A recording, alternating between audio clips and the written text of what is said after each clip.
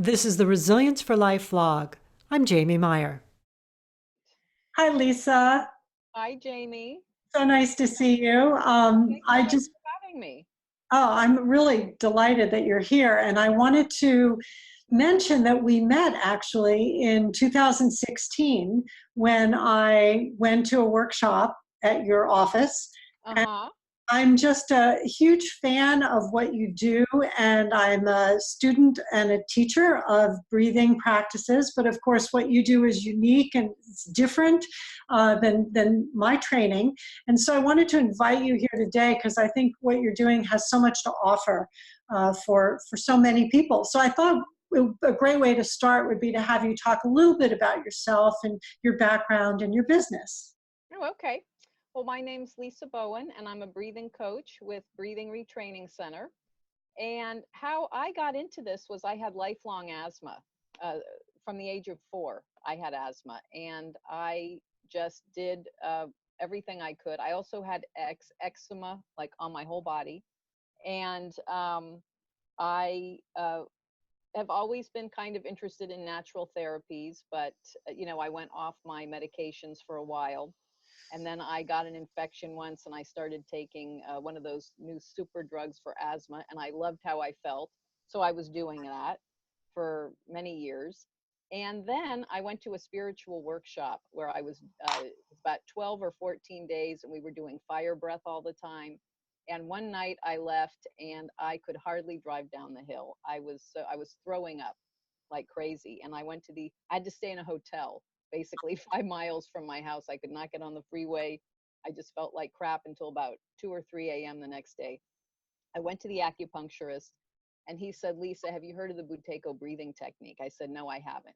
But I found a teacher and I started learning that. And that really changed my life.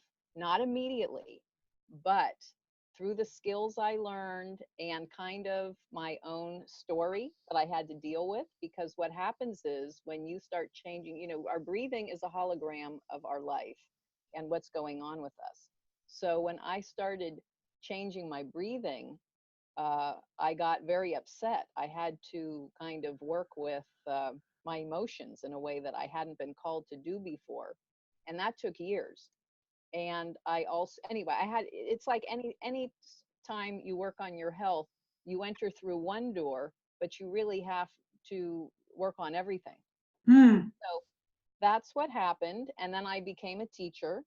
And now I would say I'm not totally teaching everything I've learned. I've kind of integrated a lot of different things.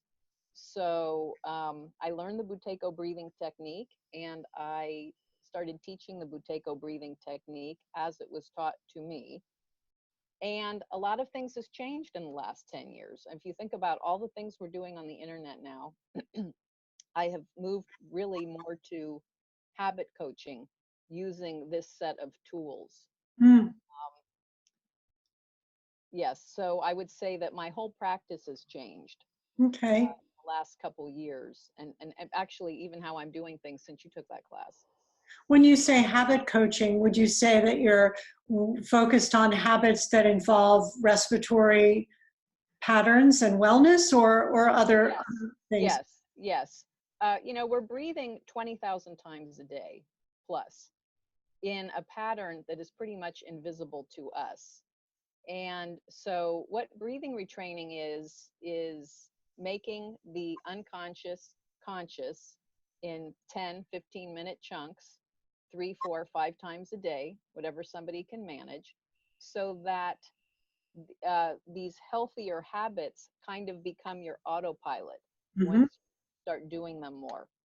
So I kind of, because originally, and this is how I was taught, this is how I was taught, and this is how I was taught to teach, is that we worked with people very intensively for a weekend, for a week, and then we let them go. And I just found that that was the old idea of giving value, right? So, Yeah. or even somebody would come for an evaluation, they'd be here like an hour and a half, 2 hours. I would give them so much information, and then they would leave, And of course, if they didn't get started right away, if they didn't do it quite right, I was actually in a class on how to teach, and they call that the downward death spiral, when somebody thinks they're not doing well and then they just stop it altogether. Yeah. I started working with the habit coaching model, where somebody comes for the assessment. I don't necessarily tell them everything I see, not because I want to hold back, but because I want them to work on the one thing, first things first, Mhm. help them the most. And then when they master that, we do the next thing. And I have found that people get actually a lot further. As someone said, these days, it's actually helpful to someone to not overload them. And another thing is that, well, basically these days we're working with an over breathing model. In fact, a colleague in Canada did a study where he found that we as modern humans in this industrial society are breathing about twice as much as people did in the 1940s and before. Mhm. We're breathing twice as much because basically we react to stress through breathing more. And Mhm. so most of us are over breathing if we're, living in urban areas and doing what people need to do now to make a living and live, do all the tasks of daily life and drive your car on the freeway, which it's stressful. Mhm. So, so anyway, for most people, and I guess I should really say too that, so I'm working with people who experience breathlessness and want to do something about it, whether they have a diagnosis of a chronic condition, a medical diagnosis, or they're an athlete and just want to be more fit. But most people are working with an issue that they've identified, that I'm breathless and I don't want to be. I just want to say that everybody should get checked out by their doctor first, because I'm working with people for whom this is a chronic issue. But if it's just come on, it could also be a sign of some disease process or something. So that's important to say. Of course. And I'm assuming asthma as well, right? Well, yeah, I had yeah, but that's a diagnosis of Of something. course. But you work with people that have Oh, yeah, absolutely, absolutely. Um, so, breathing retraining is really, teach a set of tools that people can use when they're feeling breathless, and then also over time to train to become less breathless. asthma. Wonderful. And I remember when we worked together, we talked a little bit about this dance between nasal breathing and mouth breathing. And Mhm. having read some of the current books, I think you mentioned Patrick, I'm not sure how to pronounce his last Patrick name. McEwen. Yes, I think you mentioned one of his books, and I'm just curious if you could address this issue of nasal breathing versus mouth breathing, because whether people are going to a yoga class or a Pilates studio, I mean, or a trainer, like a physical trainer, at the gym, it's so fascinating to me how many different directions you get on what is functional and what is ideal, if you will. Right, right. Well, we learn that we're supposed to be breathing with our nose in and out all the time. That's Hmm. functional breathing. We humans are supposed to be breathing with our nose. And any breathing with our mouth is considered stress breathing. In fact, that's how our nervous system gets information. Our breathing is controlled at the brainstem, not at the cognitive level. And so if we take a mouth breath, that means, oh, we need to be more alert. Actually, that's a good thing to say, that when we mouth breathe, that's our signal to ourselves that we need to be more alert, that there's something going on that we need to pay attention to. And, we've still got these caveman bodies and nervous systems where Right. that was the signal that, okay, maybe there's danger, and it was going to be a physical danger. And so we needed to possibly outrun a tiger, a bear, what have you. And then it was over. So that's what that means. So, to take a big mouth breath to be alert can be a good thing. It can be a negative thing.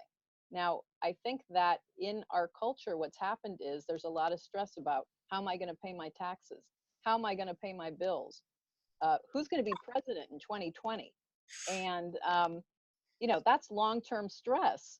So, um, so because of that, we need to really practice nasal breathing for our respiratory health and, for our emotional health, because when we mouth breathe, we've got less air, less oxygen going to the brain, Mm-hmm. like 55% less oxygen. So mouth breathing is not good unless we're mobilizing to run. Mm-hmm. But it what it does is when we mouth breathe, all our blood goes to the extremities, our arms, our legs, to fight, to move. It's not working with and we're in the fight or flight state. So nasal breathing, we go into the rest and relax state. So all our digestive organs, our rest, or the ability to sleep. If you look at symptoms of the And fight our or vital flight, organs too, right? yeah, our vital organs, yeah, the restorative functions that we're supposed to be doing at night, yeah, all. So basically, we can't really live healthily in the fight or flight state. And if you look at, I've got a whole symptoms list on my website. All those symptoms are basically what happens when we're in that state that we're supposed to be in. Mm-hmm. 2 minutes max in an emergency, and many people are living uh, their whole lifetime in that. And I would say that I was in that state too. What happened for me was that, my father left our family when I was 4. That's when I got the asthma. That's when I got the eczema. That's what I had to work through. So that was my story. Somebody can have a cold at any age or some illness where they just start mouth breathing, and then they're just doing that the rest of their lives. Their breathing never comes back. Mm-hmm. Put in a blog post on my website about about how I uh, establish calm breathing after I've been on the treadmill Mm-hmm. miles a couple times a week. And in athletics, when you have to cool down your breathing just like you cool down your muscles, and otherwise you're in that hyped up breathing state after your workout. So where was I going with that? So now you can be in a class where your yoga teacher is saying to do something, or your Pilates teacher is saying to do something.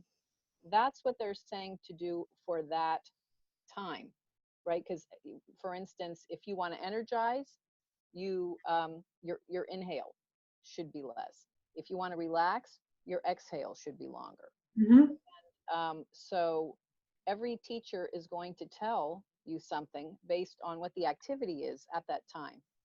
In breathing retraining, we're talking about normalizing your breathing pattern across everything you do in life when you're sitting around at rest, when you're eating, when you're talking, when Mm-hmm. you're sleeping.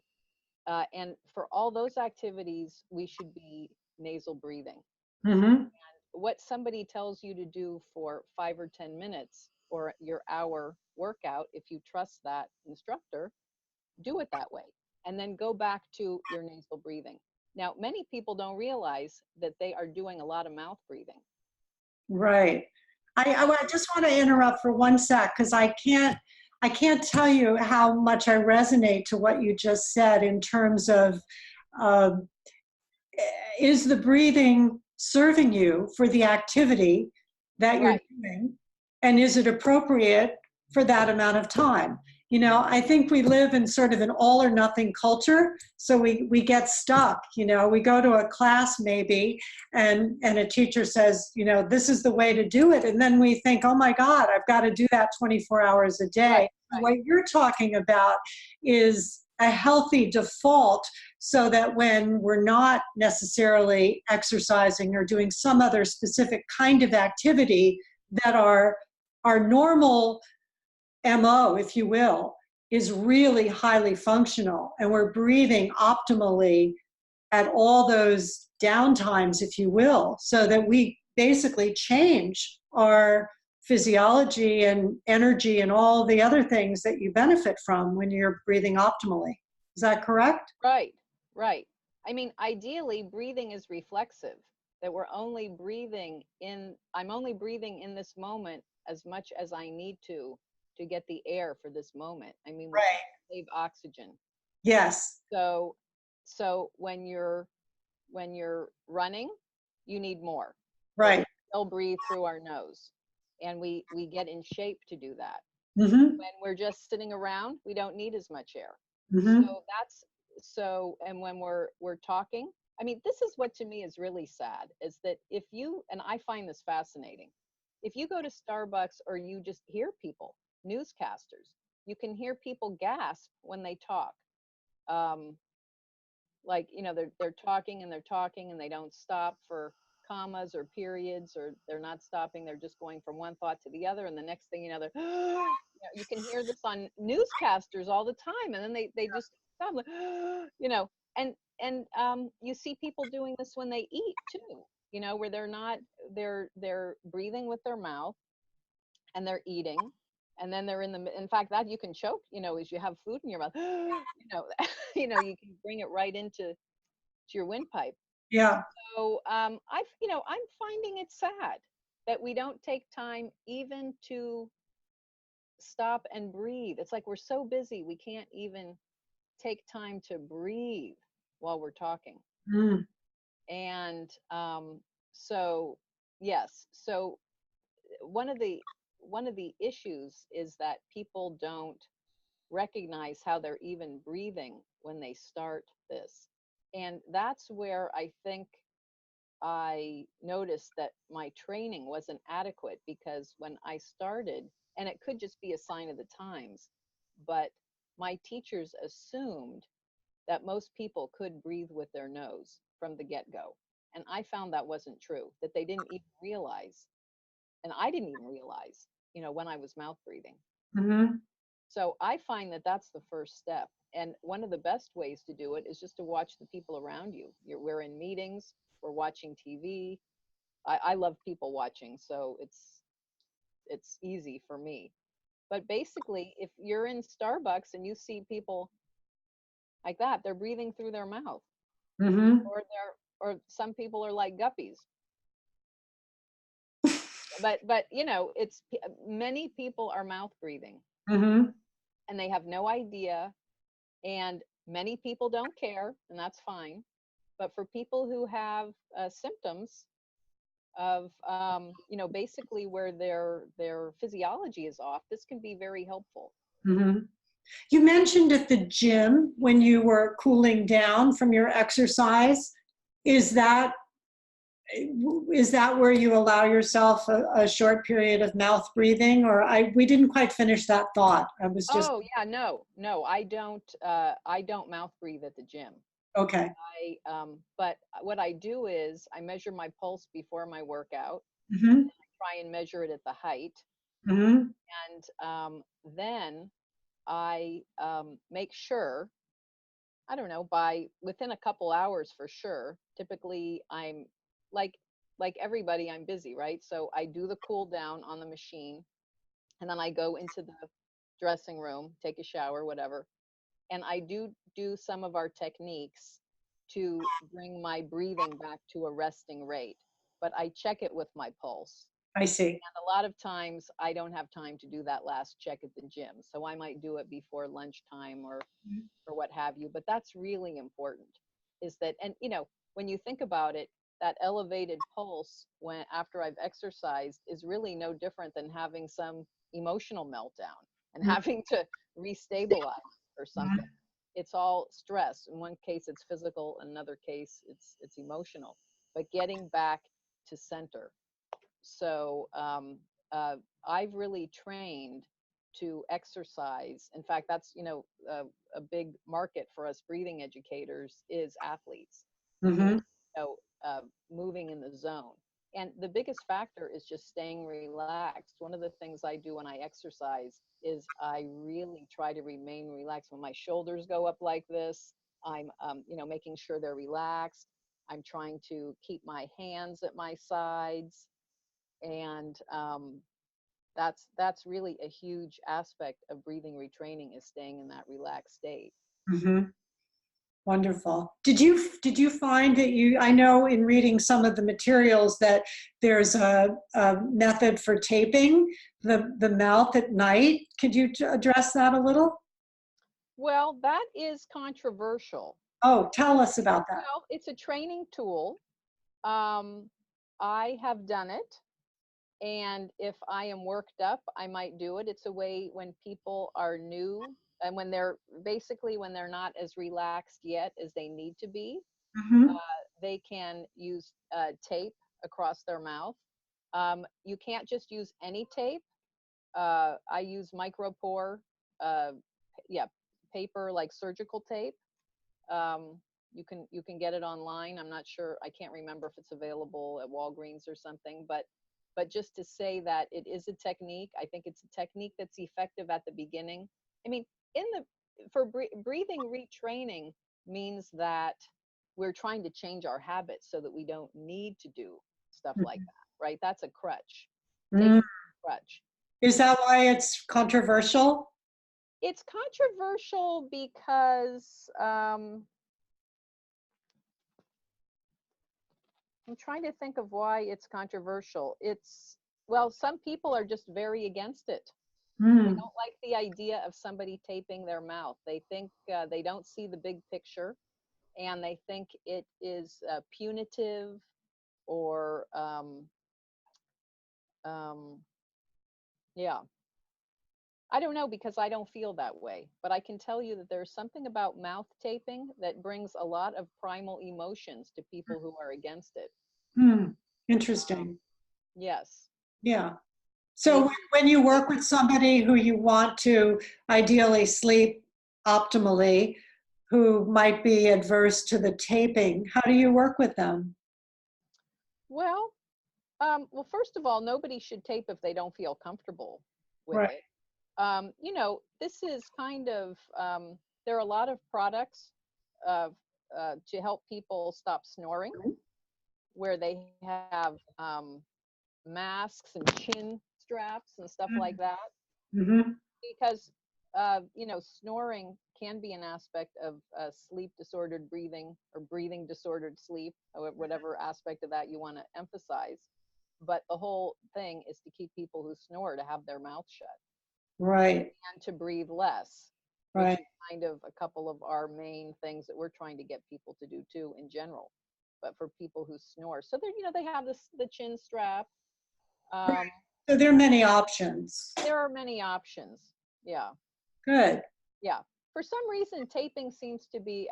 I'm thinking about a word I don't say much. Incendiary, or I don't know. Is that the way you say that word?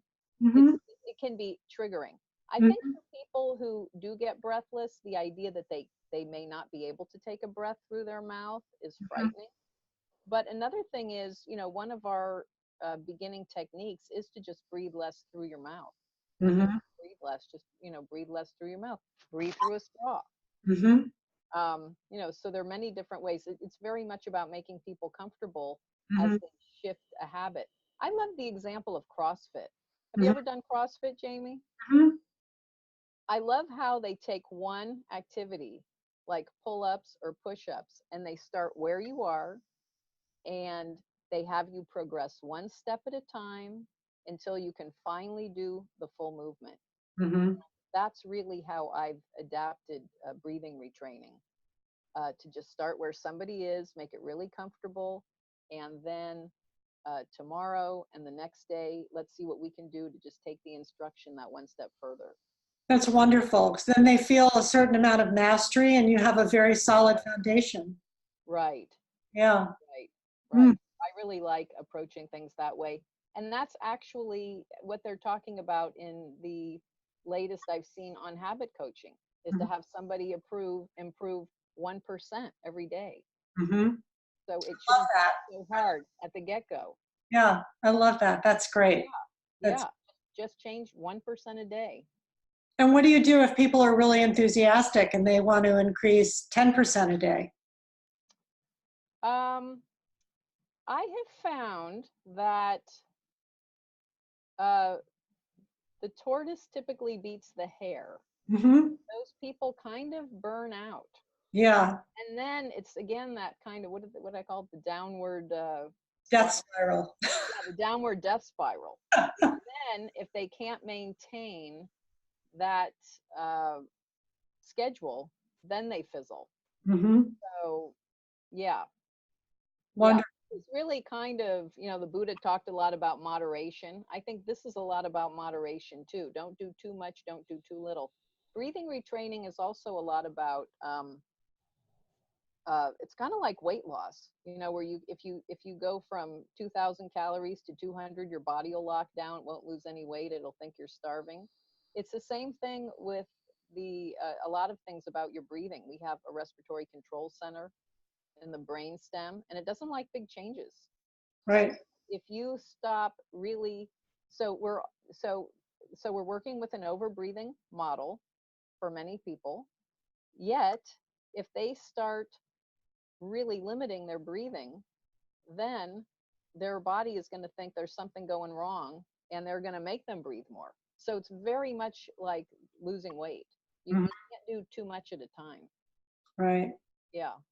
It's also really honoring the system, this Right. sense of a word I love as a coach and a stress management specialist, which is one of my hats that I wear, is cultivating this sense of interoception, which is that awareness of what's going on inside, which is Right. so foreign to most of us. We're not raised that way to really honor the the feelings, the sensations, the messages really that our body is sending all the time. Right. Yeah. Well, in breathing too, something has happened over the generations where we have um, we have kind of lost how we were supposed to naturally breathe. Mm-hmm. The environment has shifted so much, and Right. we're getting our cues from our parents and the people in our environments, right? I mean, we're breathing. You know how you entrain your breathing with Mm-hmm. who you're Yes. with? Mm-hmm. So babies in the womb, as infants, we're holding them. They're Mm-hmm. right up against our chest, and children pick up their parents' breathing pattern. Right. And so there's a way in which we're all mouth breathing now. No one is teaching us not to. The Native Americans used to have all sorts of things they did with their babies on those boards. The head was elevated. If a Mm-hmm. child was sleeping at night, mouth breathing, they would close their lips. Right. Um, I've got a whole book about native. It's in fact the title is Native Indian Running. Mm-hmm. Indian running book is talking about how they trained their young messengers to run these long distances with water in their mouth. So Mm-hmm. they were actively teaching these nasal breathing techniques. It wasn't just happening.